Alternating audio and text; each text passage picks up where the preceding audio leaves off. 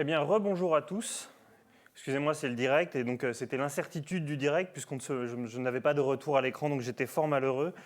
Bienvenue à toutes et à tous, je crois que vous êtes très très nombreux, connectés de très nombreux pays, et ça c'est une belle nouvelle. Malheureusement, on ne vous voit pas, on va voir ce que ça fait à nos cerveaux que d'être dans cette incertitude physique. On a une heure pour débattre de l'incertitude. S'il y a un plan large, parce que je ne sais pas ce qui s'affiche à côté de moi, vous voyez qu'il n'y a que 2 intervenants et non pas 3. Donc je voudrais commencer cette séquence sur incertitude contre certitude en excusant l'absence d'André Azoulay. Alors j'imagine que vous êtes très nombreux et très nombreuses à être ses amis derrière vos écrans. Rassurez-vous, il va bien. Malheureusement, il a eu un impondérable personnel assez douloureux de dernière minute qui fait qu'il ne peut pas se joindre à nous ce matin, mais lui, il va bien. Voilà. Alors l'incertitude, elle a très mauvaise presse en Occident. En général, ça déstabilise les marchés, ça déstabilise les décideurs, et c'est très très loin les temps de la Grèce antique. On pouvait se permettre d'affirmer « je sais qu'une chose, c'est que je ne sais rien ». Désormais, on aime tout maîtriser, tout verrouiller, et puis l'historien Yuval Noah Harari nous avait vendu l'ère du dataïsme où on saurait tout grâce aux merveilles des nouvelles technologies, où on pourrait tout maîtriser. Et début 2020, si vous vous projetez ne serait-ce qu'un an en arrière, on avait déjà des prévisions au 10e près sur ce que serait l'évolution de cette année. Et puis vous connaissez tous la fable du pangolin qui a tout bouleversé. Et désormais, alors que 2021 approche, eh bien, nous sommes tous plongés dans l'incertitude, tous, plus ou moins tous en Occident et en Amérique du Sud. Pascal écrivait qu'il y avait une frontière du monde avec vérité en deçà des Pyrénées et erreur au-delà. On serait tenté de le paraphraser pour dire incertitude en Occident et certitude en Orient, puisque eux ont vaincu le virus, eux le maîtrisent. Et comme un symbole, j'apprenais hier que l'édition 2021 du Forum de Davos aura lieu à Singapour. Alors au fond, est-ce que c'est si grave que de vivre dans cette incertitude qui a mauvaise presse ? Eh bien, pour en parler, on a réuni sur le plateau 2 personnes qui aiment le doute, comme un discret hommage à la regrettée Anne Sylvestre, et qui pratique le doute au quotidien. À ma droite, Rachid Benzine, vous êtes chercheur associé au Centre Paul Ricoeur, vous êtes un spécialiste de Ricoeur, vous êtes islamologue et auteur, notamment auteur de 1001 façons d'être juif ou musulman, paru au Seuil en 2017, avec celle qui est à ma gauche, Delphine Orviller, bonjour, vous êtes rabbin ou rabbine, puisque vous acceptez d'être ambidextre de l'orthographe pour votre profession, donc vous êtes évidemment la co-autrice de 1001 façons d'être juif ou musulman, et vous dirigez la revue Ténois. À la question qui nous est posée sur certitude ou incertitude, vous êtes venu avec un signe très discret, un punctum, puisque si on peut voir votre t-shirt voilà, à l'écran, il est écrit « Je ne sais pas ». Ce que nous devrions être nombreux à dire, mais ce que nous sommes de moins en moins nombreux à dire. Je voudrais commencer avec une petite référence à un auteur qui n'est aucun de vous deux, à savoir Étienne Klein, avec un petit ouvrage qui est apparu cette année qui s'appelle « Le goût du vrai ». Et pour vous lancer, Delphine Orviller, je voudrais vous donner l'intro d'Étienne Klein. Il écrit ceci: « Le 5 avril dernier, alors qu'aucune étude thérapeutique n'avait encore eu le temps d'aboutir, le Parisien publiait les résultats d'un sondage abracadabrantesque. À la question « D'après vous, tel médicament est-il efficace contre le coronavirus ?», 59% des personnes interrogées répondaient oui, 20% non. Seuls 21% des sondés déclaraient qu'ils ne savaient pas. 80% affirmaient donc savoir ce que personne ne savait encore. Révélatrice sur nos systèmes de croyance, sur notre promptitude à nous considérer experts, une enquête de ce type ne dit strictement rien de l'efficacité thérapeutique du dit traitement. Elle ne fait qu'embrouiller les choses et troubler les esprits. Et c'est un peu le grand paradoxe de cette année 2020, c'est qu'alors qu'on est plongé dans l'incertitude, il y a beaucoup de gens qui savent vraiment. Qu'est-ce que l'experte du doute, celle qui étudie le Talmud tous les jours en se demandant quelles sont les significations, pense de tout ça ? On sait ou on ne sait pas ? Alors, vous savez, il y a un grand principe dans le judaïsme, en tout cas chez les rabbins, c'est qu'on est censé répondre à toute question par une autre question et surtout pas apporter des réponses, parce que vous le savez sans doute, les questions sont souvent beaucoup plus importantes que les réponses. D'abord, je voudrais dire combien je suis heureuse d'être avec vous aujourd'hui, même si bien sûr ça se fait à distance et de façon un peu virtuelle. La dernière fois qu'on s'était vu en vrai, c'était à Essaouira. On était avec Rachid, avec André Azoulay, que je salue aussi à distance. Je ne sais pas s'il peut nous suivre. On avait passé un moment assez extraordinaire. En tout cas, pour moi, assez inoubliable, ce moment de rencontre à Essaouira. Je crois que c'est une ville qui a beaucoup de choses à nous apprendre pour plein de raisons, mais aussi parce qu'il y a cette lumière, cette histoire, ce regard sur un horizon presque infini à Essaouira. Et moi, je pense souvent à ça en ce moment, et c'est complètement lié à notre sujet, au fait qu'on a tous besoin de sentir en ce moment qu'on est comme qu'on est d'une certaine manière des presqu'îles, c'est-à-dire qu'il y a quelque chose qui nous raccroche à la Terre et il y a quelque chose qui doit nous permettre de regarder vers un horizon infini, et il faut être capable de mesurer cet équilibre entre ce qui nous raccroche à nos traditions, à nos langages et parfois à nos certitudes, et ce qui doit nous permettre de regarder vers un horizon infini. Alors on parle de... Je vais essayer quand même de répondre à votre question. Je fais un tout petit détour par Essaouira, par sa lumière aussi, pour vous dire que on est pour moi aujourd'hui à une date un peu particulière, parce que ce soir il y a une fête juive très importante qui est la fête de Hanouka, une fête où on allume des bougies, vous savez, pendant 8 jours, on allume des bougies, on essaie de faire rentrer dans le monde une lumière croissante, de plus en plus de lumière.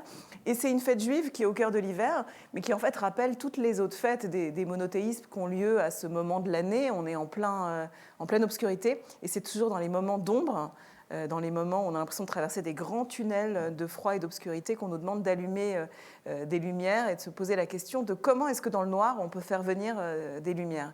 Et effectivement, on est dans un moment où je crois que la métaphore est assez claire, on est dans un moment de grande obscurité, mais on est dans le noir à tout point de vue. On a l'impression qu'effectivement on ne sait pas ce qui nous attend. Il y a beaucoup de gens qui ces derniers mois se sont livrés à une forme de prophétie contemporaine, à faire comme s'ils savaient exactement où on allait aller. Effectivement, se sont démultipliés les experts et les expertises de gens qui sont capables de vous dire exactement vers où on va, ou encore mieux, il y a tout un discours qui s'est développé beaucoup ces derniers mois, je trouve, de gens qui vous disent on vous l'avait bien dit, c'est-à-dire qui raccrochent tout ce qu'on est en train de vivre à quelque chose que, en fait, eux, ils savaient déjà, ou ils vous avaient déjà dit, c'est-à-dire que c'est la faute de telle ou telle politique, c'est la faute d'un gouvernement, c'est la faute du capitalisme, c'est la faute de l'organisation du système de santé. Il y a tout ce complotisme qui s'est développé autour de nous, qui marche de pair avec l'idée que tout à coup, certains nous disent qu'ils auraient la lumière quand on est tous dans un moment d'obscurité. Donc je pense que c'est quelque chose auquel il faut réfléchir. Ces derniers mois, moi j'ai beaucoup étudié un texte. Voilà, je vais faire une petite plongée avec vous dans le Talmud. Peut-être qu'il y a des gens qui n'ont jamais ouvert une page de Talmud. Vous savez, le Talmud, c'est un grand livre que les Juifs lisent, dans lequel, en fait, c'est quoi le Talmud ? C'est des gens qui se disputent, des gens qui ne sont pas d'accord et qui passent leur temps à ne pas être d'accord et finalement, d'une certaine manière, à dire ce que j'ai écrit là sur mon t-shirt, je ne sais pas. C'est-à-dire qu'il y a un désaccord permanent dans le Talmud qui est rédigé, édité de façon littéraire. Et il y a un passage ultra célèbre dans le Talmud qui est quelque chose qui est arrivé à un grand sage et à son fils. Ce grand sage s'appelle Shimon Bar Yochai. Et un jour, avec son fils, il va vivre une situation qui fait écho un petit peu à ce qu'on a vécu ces derniers temps, mais de façon encore plus dramatique. Il va vivre un confinement. Il y a une histoire de confinement dans le Talmud. Il y a un rabbin qui, un jour, pour des raisons, il est menacé, lui et son fils, et il rentre dans une grotte et il n'a pas le droit d'en sortir, même avec une attestation. Il est dans sa grotte et il va y passer pas quelques mois, mais 12 ans. Vous vous rendez compte, 12 ans dans une grotte sans avoir le droit d'en sortir. Et un jour, il comprend qu'il peut sortir de sa grotte, revenir à l'air libre. Et quand il en sort, son fils et lui ont développé quelque chose de très étrange. Le texte nous dit que partout où son fils posait ses yeux, le monde brûlait.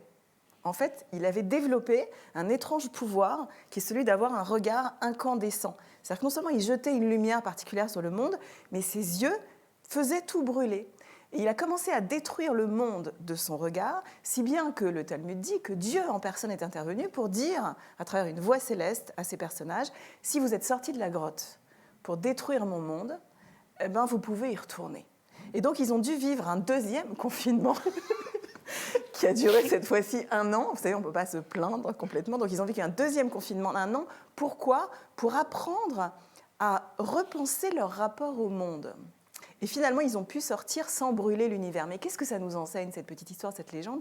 Quelque chose de, à mon sens, très pertinent pour nous tous et pour aujourd'hui, c'est que parfois, dans un moment de confinement, quand on est seul avec soi-même, ce n'est pas juste un confinement physique, mais une forme de confinement mental, de monologue avec soi-même, d'enfermement, eh ben, on a tendance à se convaincre qu'on a acquis un regard particulier, c'est-à-dire une lucidité sur le monde qui fait que tout à coup, on ne va plus du tout tolérer que d'autres personnes à l'extérieur aient interprété la situation de façon différente de notre interprétation à nous, de nos certitudes. Et quand on sort dans le monde, on est prêt à tout brûler, à tout détruire. Et là, il y a une mise en garde terrible. On dit attention, es-tu sûr que ta lucidité supposée sur le monde, tes certitudes, ne sont pas précisément ce qui va détruire ce monde que tu es persuadé d'avoir compris.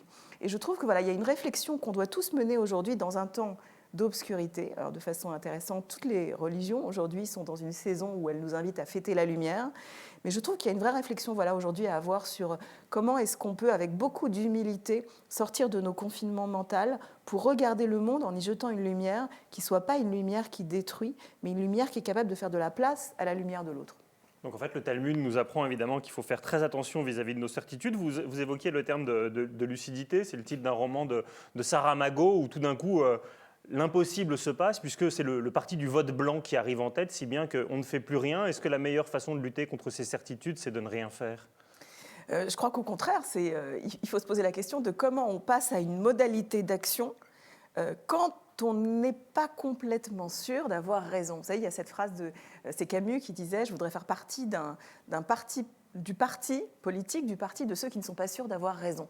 Je trouve que c'est un beau programme politique que d'être membre d'un parti qui est plutôt minoritaire, de plus en plus, même je dirais aujourd'hui, mais qui n'est pas du tout un parti de l'inaction. Au contraire, moi je crois que pour agir, il faut avoir une conscience qu'on est peut-être en train partiellement de se tromper, mais qu'il y aura moyen de réajuster le tir. Aux États-Unis, j'ai vécu quelques années aux États-Unis et souvent mes enseignants à l'université me disaient qu'il ne fallait pas dire à vos marques prêts, partez, que parfois il fallait dire à vos marques partez, prêts. C'est-à-dire qu'il faut être capable de se mettre en route, même quand on est conscient qu'on n'est pas tout à fait prêt. Mais finalement, dans nos textes, il y a plein de gens qui font ça. Moi, je pense toujours dans la Bible à Moïse, qui est quand même le leader par excellence dans nos traditions, celui qui est le leader politique, en fait. C'est lui le leader politique dans le texte. Moïse, il va diriger tout un peuple et mettre en route vers un ailleurs. Et quand Dieu se tourne vers lui et lui dit, voilà, c'est toi qui vas faire sortir les Hébreux d'Égypte, mettre en route, il a une réaction extraordinaire, Moïse. Il dit, mais pourquoi moi ? Pourquoi moi ? Va chercher quelqu'un d'autre. En fait, il est persuadé qu'il n'est pas du tout le bon candidat et qu'il y a une erreur de casting. Et souvent, c'est quand vous croyez qu'il y a une erreur de casting que vous êtes la bonne personne pour commencer à agir parce que vous n'êtes pas sûr de pouvoir incarner la fonction. Et Moïse, il est extraordinaire parce que Moïse, leader par excellence, selon le Talmud, selon les sages, il avait une particularité physiologique, c'est qu'il bégayait. Vous imaginez ça ?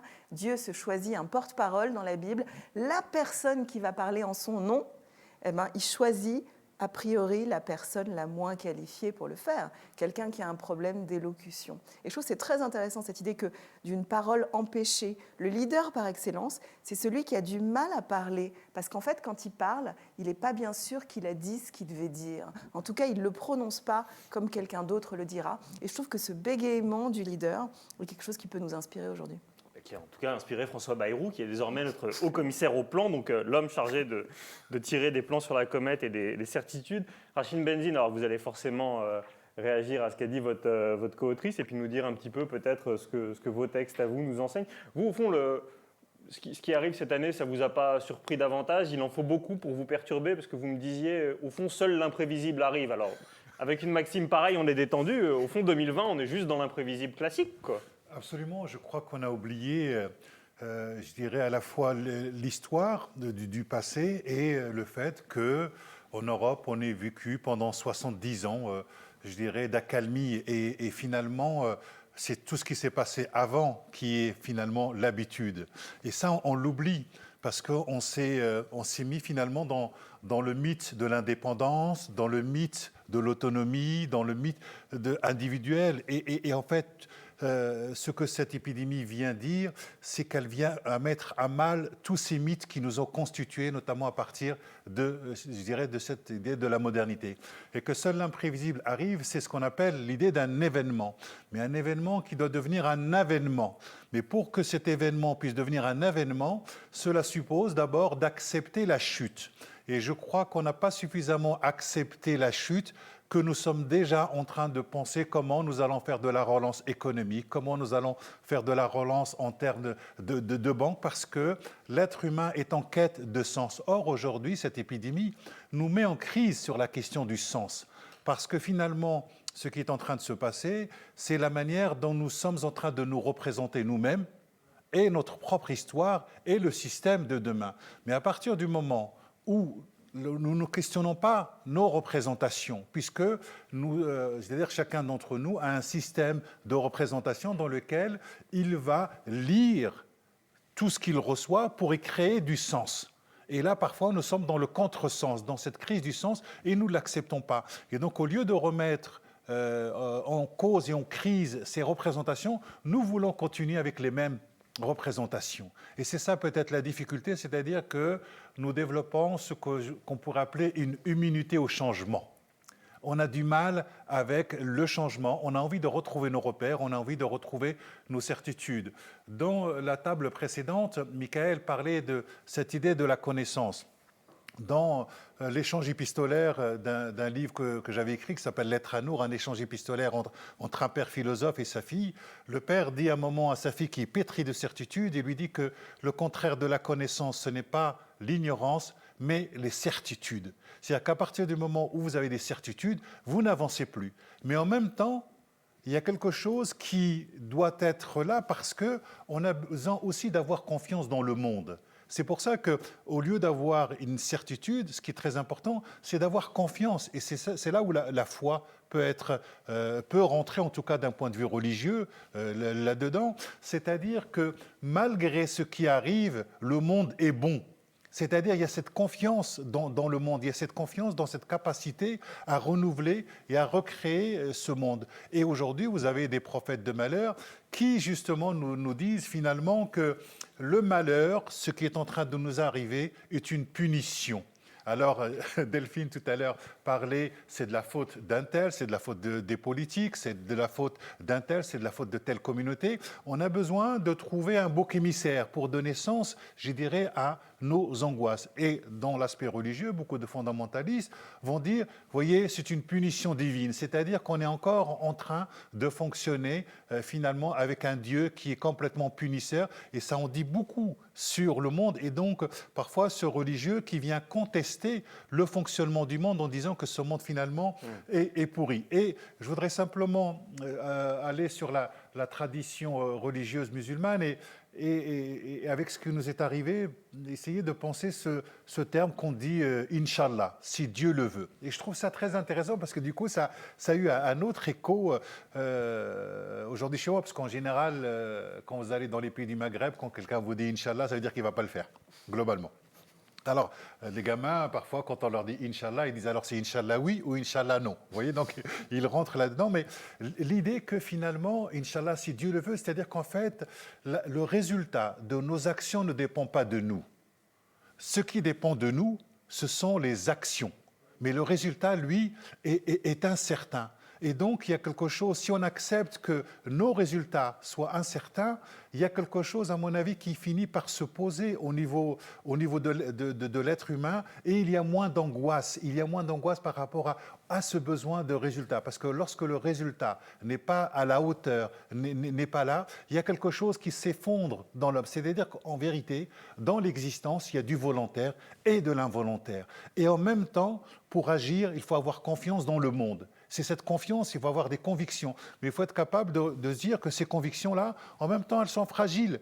Mais la conviction ou les convictions ont besoin de la critique, mais vous ne pouvez pas faire de la critique si vous n'avez pas une conviction. Et votre conviction dit votre rapport au monde et la manière dont vous voyez le monde. Et je trouve ça très intéressant de travailler sur ces convictions et de se dire aujourd'hui, est-ce que nous allons repenser nos modes d'être, nos modes de création, nos modes de production, ou est-ce que finalement nous allons revenir à quelque chose qui va être toujours la même chose, peut-être en mieux, peut-être en pire, mais je veux dire, si on ne se pose pas fondamentalement ces questions-là, on n'aura pas trouvé le sens de cette crise ou l'essence de cette crise. Mais pardonnez-moi, mais alors... Depuis cette année, il y a quand même un dicton qui a remplacé Inch'Allah, c'est Inch Covid, parce qu'on est tous suspendus à l'incertitude des décisions politiques qui élargissent ou restreignent nos modes de vie. À l'heure où on parle, on est tous suspendus à la prise de parole du Premier ministre ce soir qui dira le 15 décembre, le déconfinement sera important ou pas. Et pour vous tous et vous toutes qui nous suivez à distance dans vos pays respectifs, c'est pareil, ce n'est pas une exception française. Partout, on élargit ou on restreint. ça rend quand même assez fou, cette incapacité de projection. Vous qui vous plongez toute la journée sur des textes avec du temps très long, je ne pense pas que le Coran ait prévu la possibilité de confinement et déconfinement avec des attestations, comme Delphine faisait référence. Je ne le pense pas, mais ce qui est très intéressant, c'est d'interroger ce mode de gouvernance. Comment fonctionne-t-il ? Et à un moment, on peut aussi contester, me semble-t-il, les décisions. Les décisions, c'est-à-dire qu'il y a un certain nombre de décisions qui sont prises, que les gouvernements prennent. Dans quelle mesure les citoyens participent à ces décisions? Et est-ce que, en fait, il y a quelque chose, à mon avis, qui me paraît dangereux dans cette idéologie de la protection. C'est-à-dire qu'on voudrait être absolument surprotégé. Or, au contraire, je pense que le temps est venu de nous déprotéger quelque part.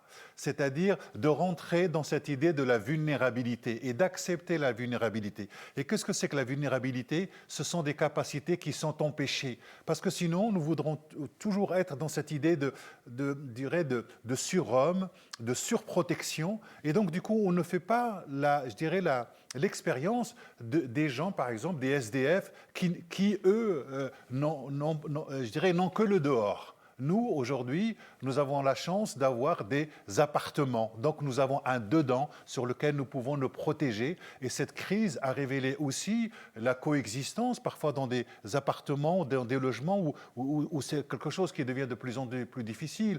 Et que la question du lien, il y a des liens qui ont complètement éclaté durant le premier confinement. Puis il y a d'autres liens qui ont montré qu'il y avait quelque chose qui se resserrait et qui était très intéressant, mais que finalement, ce que nous voyons, c'est que pour moi, c'est la fin du mythe de l'indépendance. Et c'est cette idée que nous sommes interdépendants les uns des autres et que nos vulnérabilités sont interdépendantes. Et je crois que c'est important de bien comprendre que c'est ce mythe de l'indépendance, ce mythe de la souveraineté, ce mythe de l'individu qui s'autonomise, qui s'auto-émancipe et qui pense qu'il ne doit rien à personne, et de voir qu'en fait, nous sommes liés et que nous sommes interdépendants, et que les économies sont interdépendantes, et que les nations sont interdépendantes, et que les êtres humains sont interdépendants. C'est absolument important de le croire, mais c'est comme si finalement, c'est la question de la mort ou de l'horizon de la mort sur la question du corps qui nous fait réagir. Comme si finalement, l'être humain, on sait que c'est un être rationnel et souvent parfois irrationnel, mais c'est comme si finalement, tant qu'il n'a pas été touché dans ses tripes, tant qu'il n'a pas été touché dans son corps, il ne comprend pas. Et là, j'ai l'impression que c'est le retour du corps. Ce n'est pas simplement la pensée, c'est le retour du corps, mais qui dit le retour du corps, dit aussi le retour du sensible. Et c'est pour ça que la fiction, la littérature, le théâtre, les textes religieux ont cette capacité de parler du sensible pour rejoindre le monde. Et pas simplement des concepts pour catégoriser le monde ou pour normer le monde, en pensant qu'à partir du moment où on a fait rentrer le monde dans des schémas, dans des catégories de pensée, nous l'avons saisi. Le monde est insaisissable et c'est important, je dirais, de le prendre en compte. Alors, n'hésitez pas, parce que je suis dans l'incertitude technologique, je ne sais pas si c'est la tablette qui m'a lâché ou si vous êtes quoi devant les low cost de nos intervenants, mais n'hésitez pas à envoyer des questions. Delphine Horviller, sur l'idéologie de la protection, vous rejoignez votre co-auteur, vous rejoignez Rachid, vous vous appelez à la désobéissance civile? Je crois en tout cas, et je suis tout à fait d'accord avec Rachid là-dessus, sur cette question de la centralité de ce qu'on se raconte aujourd'hui. C'est-à-dire des récits, on a souvent eu l'occasion d'en parler ensemble, la force des récits, que ce soit la fiction, les textes religieux. Aujourd'hui, je crois que plus que jamais, on a besoin de réfléchir à quelle histoire on se raconte et comment elle nous aide à traverser cette période. Je pensais, vous citiez tout à l'heure Yuval Harari, l'auteur de Sapiens et de bien d'autres choses. Dans ce livre, je me souviens qu'il y a un passage très amusant où il explique que la force de l'humanité, c'est sa capacité à s'être raconté des histoires à chaque époque. Et il dit finalement, la différence avec par exemple des grands singes, c'est que vous n'arriverez jamais à convaincre un chimpanzé, l'image qu'il utilise, il dit vous n'arriverez jamais à convaincre un chimpanzé de vous donner, qui vous donne sa banane en échange de 100 bananes qu'il aura dans la prairie. C'est-à-dire que, en fait, Vous ne pourrez pas raconter cette histoire à un chimpanzé, mais avec les hommes, ça marche. Et donc, à partir de cette vulnérabilité humaine au récit, il en fait la force et la puissance de l'humanité à se relever, à s'engager dans un récit de résilience. Et je trouve qu'on est exactement là aujourd'hui. On est coincé entre des narratifs. Il y a des gens qui aujourd'hui vont se dire c'est de la faute à 3 petits points. Ou alors, oh là là, à quelle sauce ils vont nous manger les politiques. C'est une façon finalement de dire que le contrôle n'est pas entre nos mains puisque c'est décidé à notre place. Et ce récit, en fait, il marche souvent de pair avec le complotisme. Cette idée que finalement, ce qui m'arrive, ce n'est pas du tout ma faute, j'ai aucun contrôle sur la situation, j'ai pas de responsabilité à engager.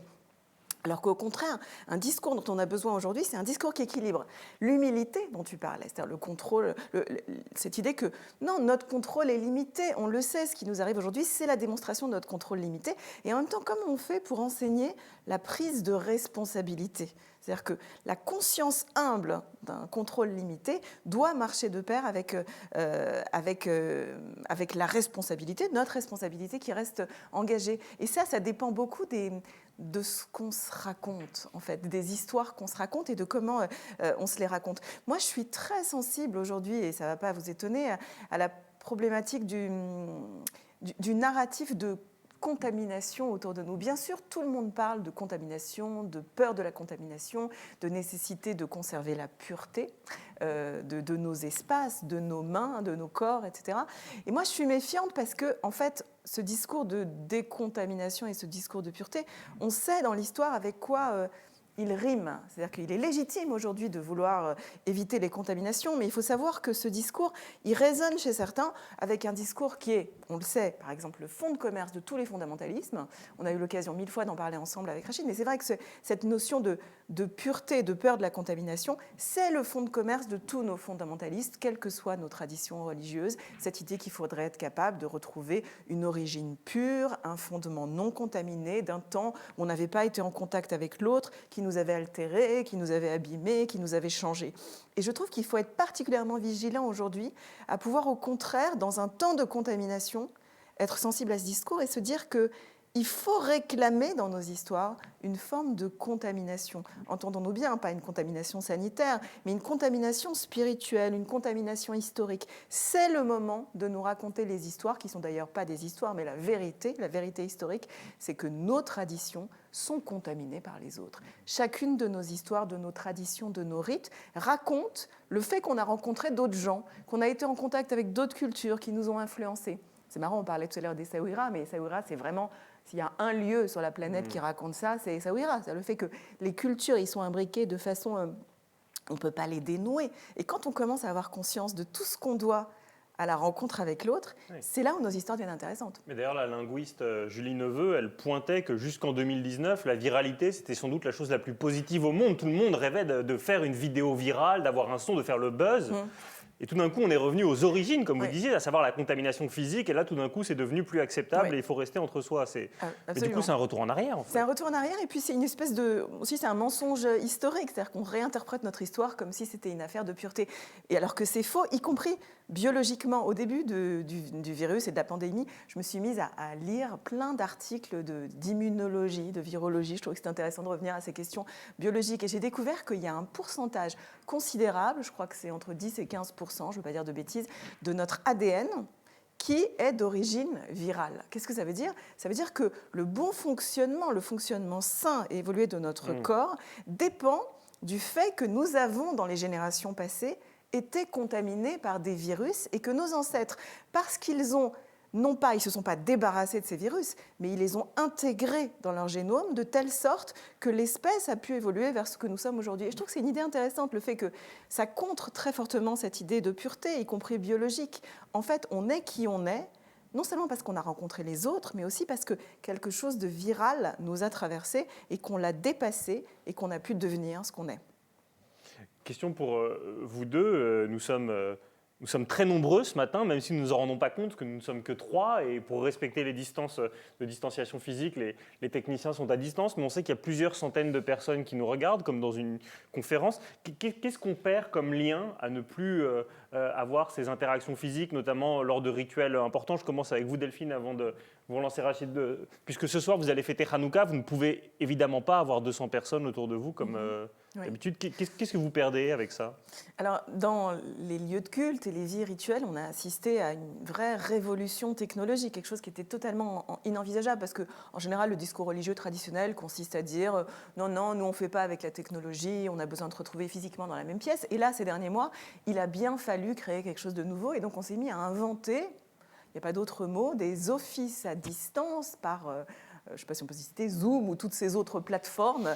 On a inventé des cérémonies à distance. Moi, j'ai vécu des choses que j'aurais jamais imaginé vivre. Par exemple, des cérémonies de funérailles par écran interposé, des rites de deuil où la famille se retrouve uniquement par écran, où bien entendu on ne peut plus prendre les endeuillés par le bras, les embrasser, les accompagner, où chacun effectivement dans une solitude particulière. Alors on la comble en voyant des visages, en se parlant, en se réunissant par écran interposé, mais effectivement ça change tout.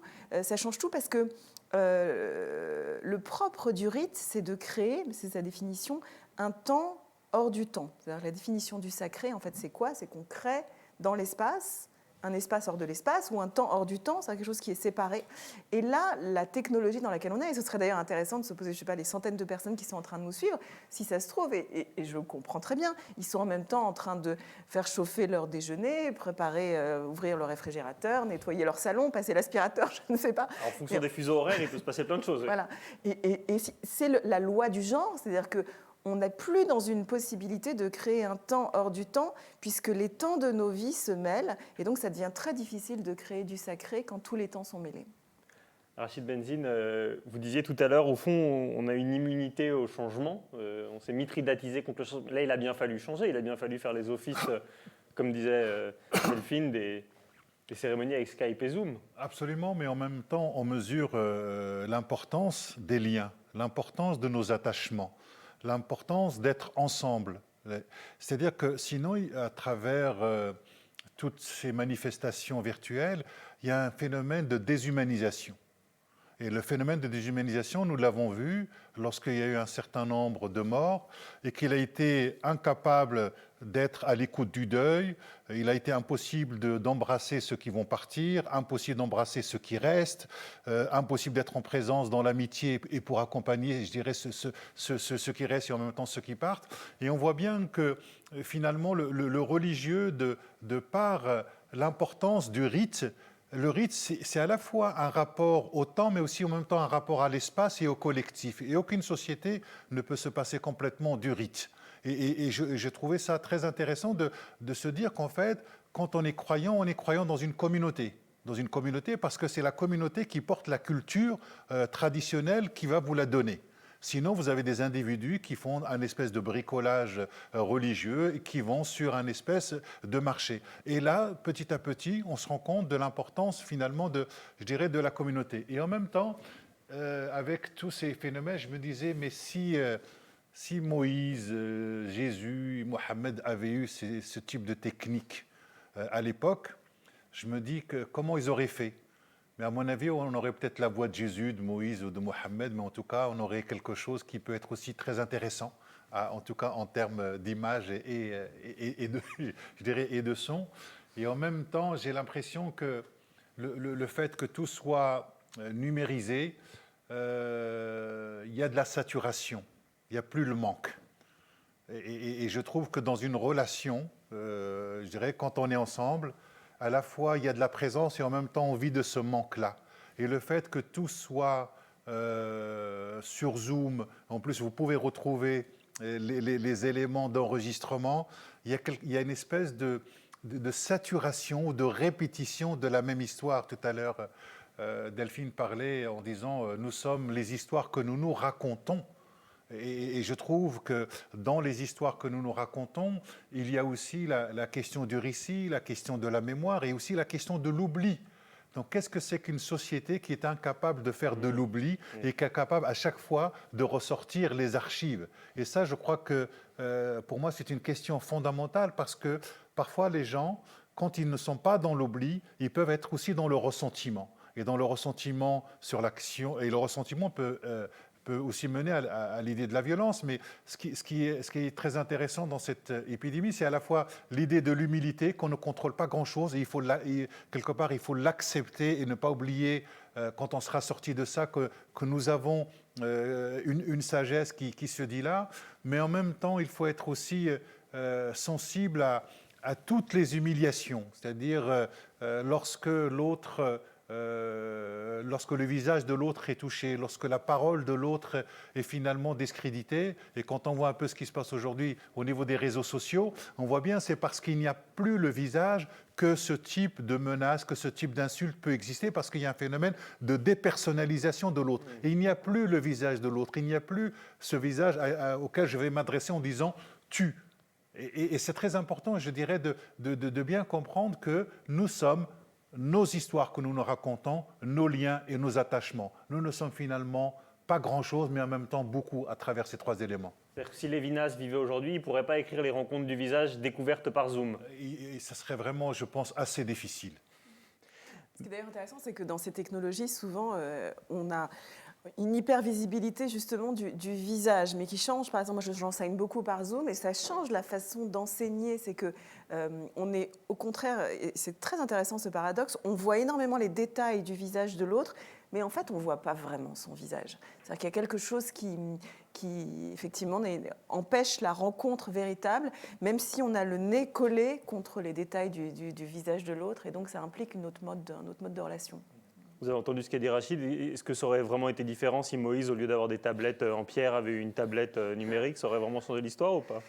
Je pense que d'une certaine manière, il a inventé la tablette, le cloud et tout le reste. Le cloud, évidemment. Et par rapport à cette notion d'unicité un peu du moment, je vais faire une confidence un peu honteuse, mais moi j'étais quand même ravi d'être avec vous deux ce matin. Alors je l'ai dit à ma maman hier et elle m'a dit « Est-ce qu'il y a un replay ?» Parce que 10h15, ça ne m'arrange pas trop. Alors, et évidemment, vous ne pouvez pas parler d'un replay pour une conférence, enfin d'un replay en bon français. Qu'est-ce qu'on perd en rendant tout disponible tout le temps? On déprécie un peu les choses du coup, non? Oui, puis je trouve que surtout, on crée encore une fois une individualisation du temps qui ne permet plus la rencontre. C'est-à-dire qu'a priori, que ce soit un office ou un cours, il y a quand même l'idée de se retrouver à la même heure dans un espace et de créer, ce dont je parlais tout à l'heure, une forme de sacralité. Même quand on est en train de parler d'une conférence, tout ce qui est de plus profane, il y a le sacré. Vous savez, c'est comme au théâtre les trois coups. C'est-à-dire que les trois coups du théâtre, c'est comme un office religieux, une chorégraphie sacrée. C'est-à-dire qu'on dit attention, jusque maintenant, tu étais dans ce temps. Et maintenant, tu es dans un autre temps, et c'est une expérience collective. Et en fait, le replay ou la vidéo à la demande, de toute manière, ne permet plus de faire cela parce que ça dépend entièrement de votre timing à vous. Ça s'interrompt si tout à coup vous avez faim ou un téléphone qui sonne. Il y a quelque chose qui empêche d'une certaine manière une expérience partagée. Et donc ça pose la question fondamentale et presque étymologique du religieux. Le religieux, ça a souvent été dit, l'étymologie du mot, d'ailleurs c'est contesté. Certains disent que le mot religieux, ça vient du verbe latin relier, la capacité de relier. La religion, c'est ce qui vous relie aux générations passées, aux générations futures, à un texte, à une tradition et à vos contemporains. Voilà, il y a l'idée d'un lien. Il y a une autre interprétation du religieux qui dit que ça vient d'une racine du mot qui veut dire relire. En fait, le religieux, c'est une capacité à relire. Une définition à laquelle moi je suis très sensible, et je pense que Rachid aussi, cette idée que la démarche religieuse, c'est une démarche de relecture. L'idée qu'il y a un texte qui a été lu d'une certaine manière, et chaque génération est invitée à s'inscrire à la fois dans la continuité et dans une certaine rupture, une disruption particulière. Moi, j'y ai beaucoup pensé cette année parce que finalement, le confinement, il a été émaillé des fêtes religieuses. On est entré dans le confinement au moment où nous, les Juifs, on s'apprêtait à fêter Pessah, qui est la fête de la libération, la sortie d'Égypte. Il y avait quelque chose de totalement paradoxal, de se raconter une histoire de sortie de nos maisons et d'Égypte au moment où on était enfermés entre quatre murs. Et à la fois, ça nous a obligés, de façon totalement inédite, à une relecture. Comment est-ce qu'on fête la sortie d'un lieu et de l'enfermement quand on est enfermé dans un lieu? Et cette question, elle se pose, j'imagine qu'elle s'est posée aux musulmans au moment du Ramadan, inédit cette année, elle se pose aux chrétiens maintenant, évidemment, et on voit d'ailleurs les résistances que ça suscite. Est-ce qu'on peut vivre Noël sans sortir de chez soi, sans messe partagée?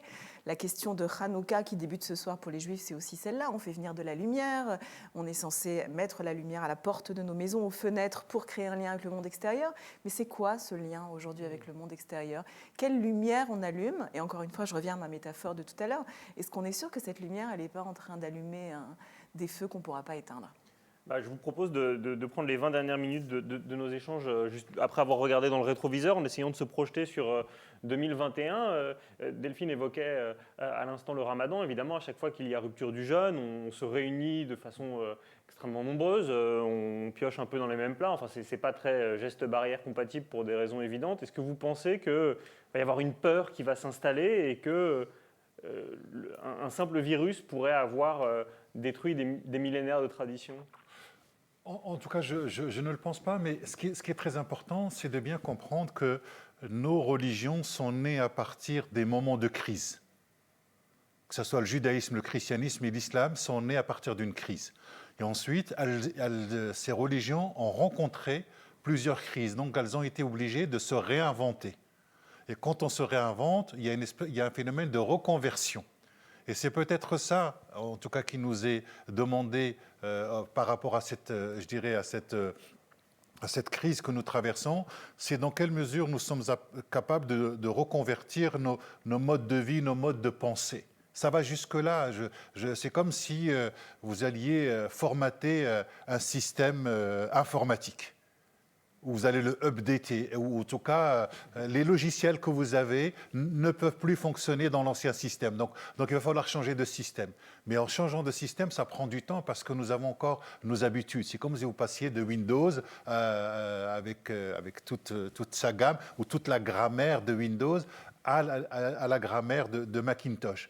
Et je crois que c'est ça qui est très important, c'est la nécessité de changer de grammaire, mais qui dit changer de grammaire dit aussi un phénomène de traduction. Il faut traduire autrement ce que nous avons connu. Et c'est là où le travail de l'imagination doit absolument entrer en compte, et c'est ce que dit Ricoeur, c'est-à-dire qu'on passe du texte à l'action en passant par l'imagination. C'est-à-dire que si nous ne sommes pas capables d'imaginer d'autres modes de vie, d'autres modes de pensée, on ne peut pas agir. En fait, pour moi, tout se concentre sur nos capacités à imaginer, et les textes religieux, justement, de fait que ce soit des anciens textes, quand ils entrent en résonance ou en dissonance avec nos textes, créent un espace pour l'imaginaire, créer un espace pour l'imagination pour pouvoir inventer. Et si je dois prendre un concept théologique de la révélation est toujours devant nous. Ce n'est pas quelque chose qui a été donné pour une fois pour toutes. Il y a quelque chose qui se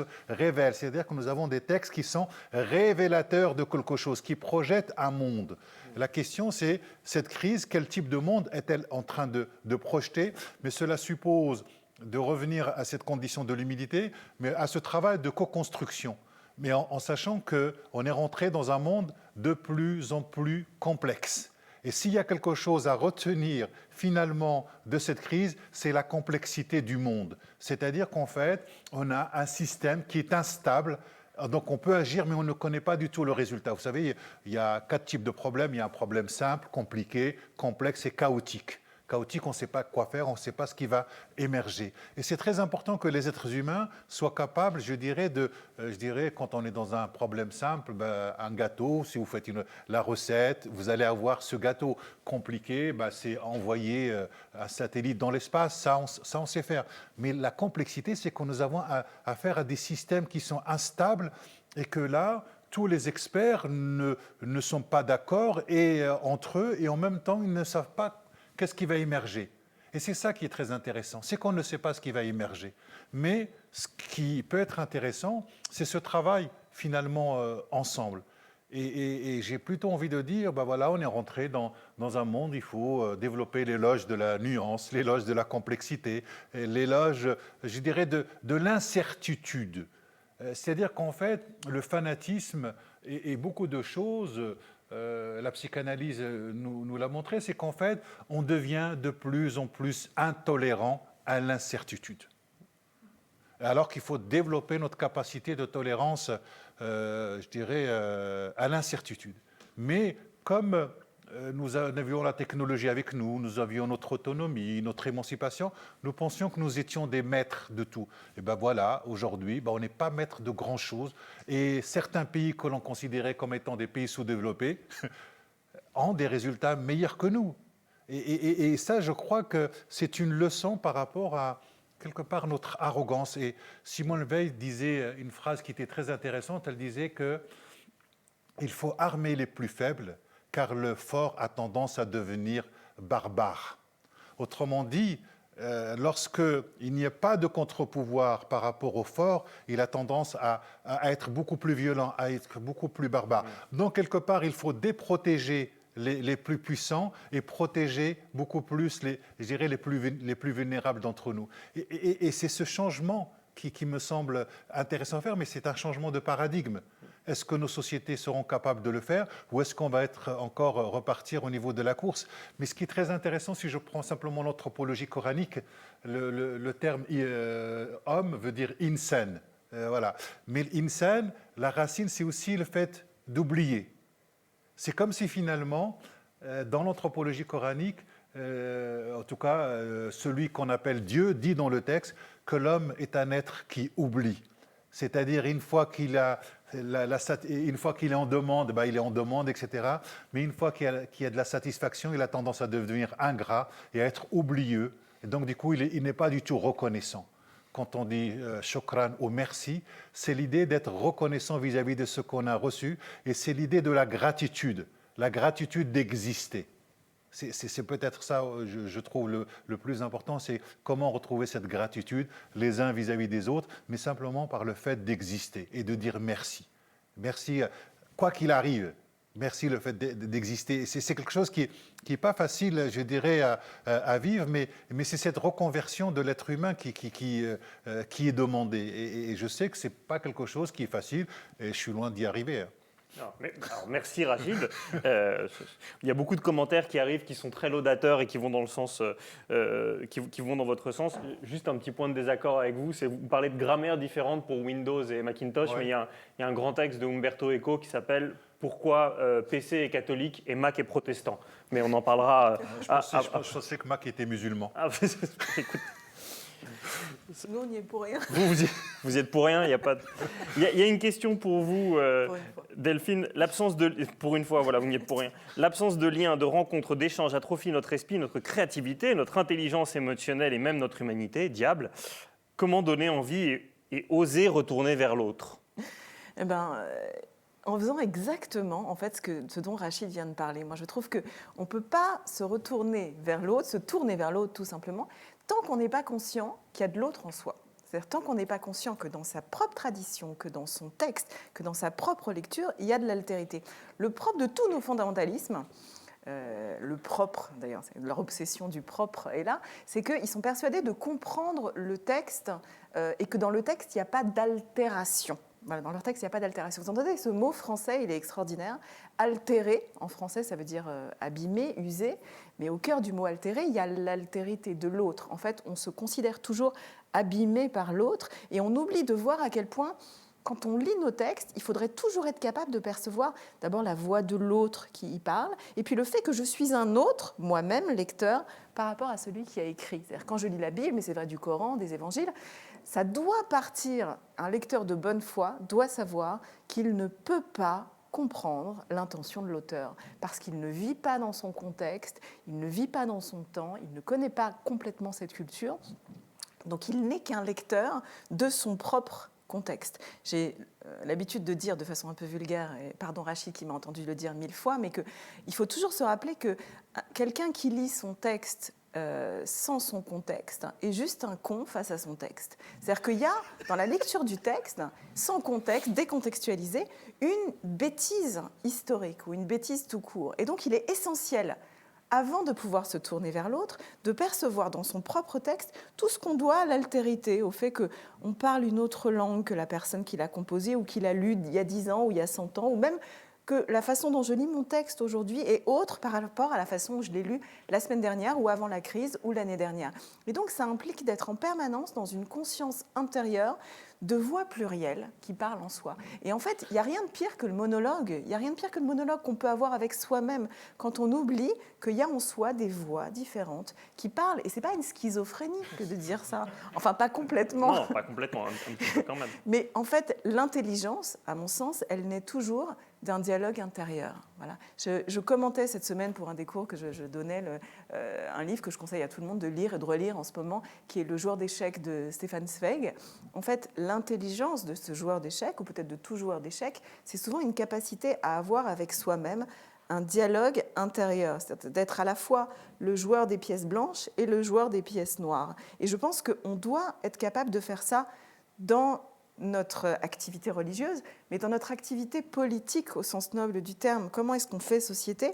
On peut faire société que quand on a une capacité tout à coup de s'extraire de soi pour être un instant l'autre dans l'argumentation. Et c'est exactement ce que les réseaux sociaux nous empêchent de faire souvent, parce qu'on nous invite à n'être d'accord qu'avec nous-mêmes et en lien uniquement avec des gens qui pensent comme nous, qui votent comme nous, qui mangent comme nous ou qui ont lu les mêmes livres. Et donc il y a quelque chose de l'ordre d'une rencontre véritable, face à face, au visage de l'autre, dont on parlait tout à l'heure, qui est devenu impossible. Ça répond à ma question par anticipation, puisque Rachid citait le ressentiment, et c'est le titre du dernier ouvrage de Cynthia Fleury, Si Gilles Amer, politique du ressentiment. Pour éviter le ressentiment, il faut accepter d'être contaminé par des gens qui ne sont pas comme nous sur les réseaux sociaux et d'avoir accès à des opinions qui ne sont pas les nôtres, c'est ça ?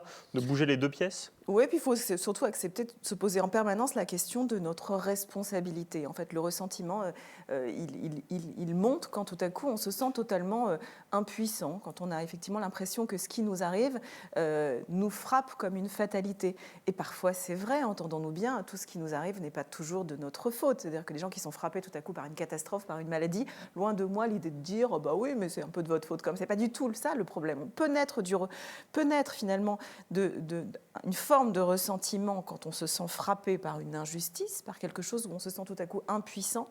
Mais en fait, la sortie du ressentiment, elle passe par une prise de responsabilité, par la possibilité de dire « ok, qu'est-ce que je fais avec ce qui m'arrive ?»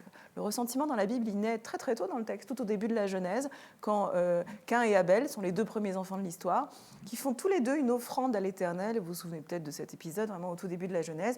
Caïn et Abel font une offrande, un sacrifice à Dieu, et le sacrifice de Abel est accepté, et celui de Caïn est apparemment refusé. Et Caïn, il vit là une terrible injustice. Il se dit, pardon pour le terme, il se dit, mais c'est dégueulasse, pourquoi mon frère, il est accepté ? Pourquoi c'est quoi cette injustice ? Pourquoi Dieu n'accepte pas mon présent de la même manière ? Et alors, monte en lui la colère, la rancœur. On dit que son visage s'affaisse, il est incapable de se relever. Et dans ce défaut de résilience mentale ou spirituelle, qu'est-ce qu'il va faire ?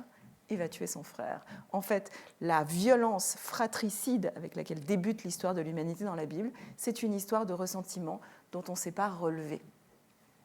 Rachid, Delphine a cité à plusieurs reprises la notion de responsabilité. Vous êtes chercheur au centre Paul Ricoeur. Paul Ricoeur, la responsabilité, c'est très important pour lui. Il explique que c'est quelqu'un, ça s'incarne la responsabilité, quand la fatalité, c'est personne. Ça veut dire que pour aller vers un peu plus de certitude, il faut arrêter de dépendre des autres et se réaccepter en tant que sujet. C'est ça l'idée ? À mon avis, c'est juste pour répondre, en tout cas dans la continuité de Delphine, avant de répondre à cette question. Pendant que Delphine parlait, j'avais ce proverbe africain qui dit « Tu n'es pas responsable d'être par terre, mais tu es responsable de te lever ». Et avec cette idée de la responsabilité qui me semble importante. Chez Ricoeur, la question de la responsabilité, c'est à partir du moment où on devient un agent, un sujet, c'est-à-dire un sujet qui est capable de raconter, de dire les choses et de imputer la responsabilité de son action. Donc c'est vraiment important, c'est-à-dire que la responsabilité, c'est d'abord l'idée d'un sujet parlant. Mais c'est d'un sujet qui agit et qui est capable d'accepter les conséquences ou la responsabilité de ses actions. Vous voyez, donc ce sont ces trois éléments. Le problème, c'est qu'aujourd'hui, nous avons beaucoup de sujets qui sont incapables de parler. C'est-à-dire que parfois, on les a fait taire. Donc là, c'est aussi ça l'idée de l'humiliation. C'est-à-dire que vous n'avez pas de voix au chapitre, vous êtes quelque part invisibilisé, vous êtes incapable, vous ne comptez pas dans l'existence. Oui, donc, et c'est pour ça que cette idée de la responsabilité, elle relève toujours d'une espèce de co-responsabilité.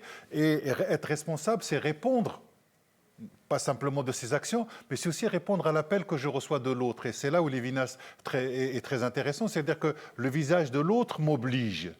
Et c'est très important de revenir là-dessus. Et je voudrais simplement citer cette phrase de Ricoeur qu'on trouve dans Soi-même comme un autre. C'est-à-dire que par le détour des textes, par le détour de la lecture de tableaux, de fiction, on se découvre soi-même comme un autre. C'est-à-dire qu'il y a de l'étranger en nous.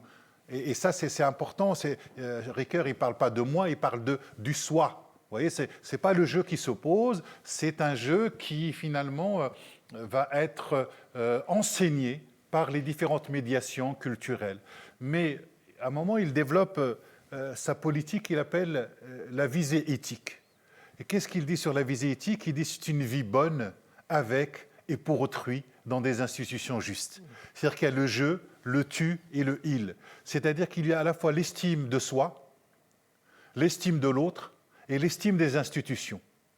C'est-à-dire qu'il n'y a pas de possibilité de vivre s'il n'y a pas, de la part des êtres humains, de l'estime de l'institution politique, de l'estime de l'institution scolaire.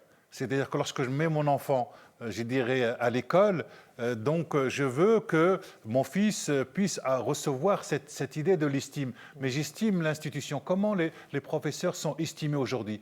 Et je trouve que la question de l'estime de l'autre, elle est fondamentale, parce que c'est à partir du moment où je donne de la valeur à l'autre, où j'estime l'autre tel qu'il est, il y a quelque chose qui peut s'opérer. Or, aujourd'hui, on est dans des concepts de valeur, d'évaluation, des hiérarchies, etc.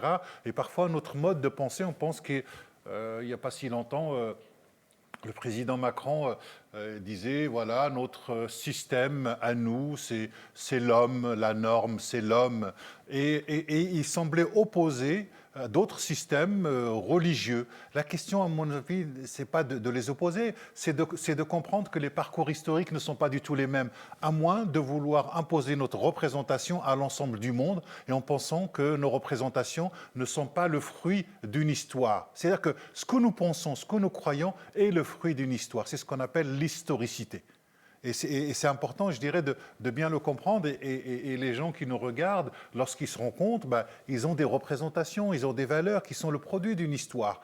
Et donc, il faut être conscient finalement de cette histoire, parce que lorsque vous mettez des lunettes jaunes, vous voyez le monde en jaune. Lorsque vous mettez des lunettes rouges, vous voyez le monde en rouge. Est-ce que le monde en soi est rouge ou en jaune? Ça pose question. Là, on n'a pas le temps de rentrer dans la métaphysique chez Kant, mais il y a des choses, me semble-t-il, qui peuvent être très intéressantes pour nous aujourd'hui. Alors j'ai une terrible nouvelle, il nous reste 3 minutes et je voudrais prendre 2 questions très intelligentes qui arrivent et qui se recoupent un tout petit peu. D'abord, il y a Benjamin Albarède qui vous a fait beaucoup de compliments sur vos interventions partagées, mais alors il se pose une question quand même fondamentale. Comment vous qui adhérez à une religion pouvez accepter avec autant d'intelligence cette incertitude et cette complexité?